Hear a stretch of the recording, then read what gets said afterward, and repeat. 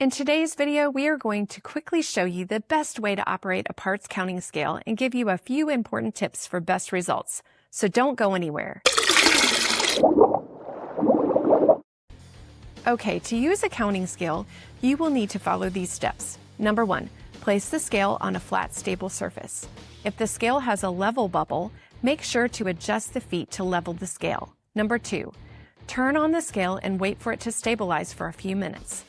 Number 3, place an empty container on the scale and press the tare button. Number 4, count out a sample of the items you are looking to count. For example, if you're counting bolts, place a sample of 10 bolts on the scale platter. Enter the number 10 on the scale and press the sample key.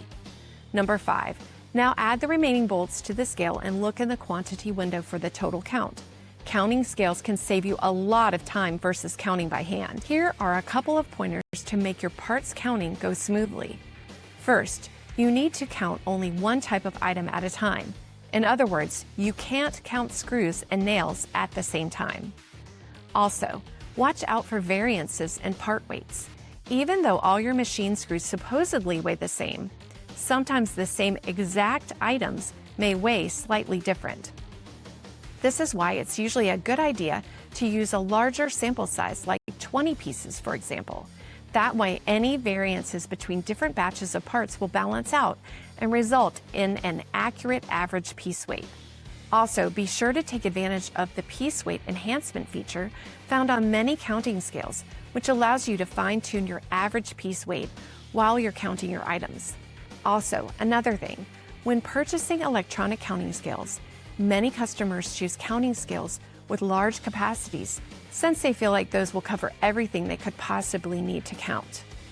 But the problem with that strategy is when you're trying to count really lightweight pieces. For example, if you're trying to count small rubber O-rings on a 100-pound capacity counting scale, there's a good chance the scale is going to have a hard time registering the weight of those tiny items.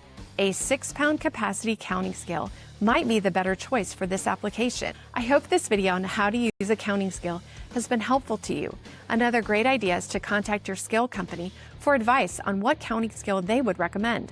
Now, I recommend that you check out our website, centralcarolinascale.com, to browse all the counting scales that we offer. Thanks for watching.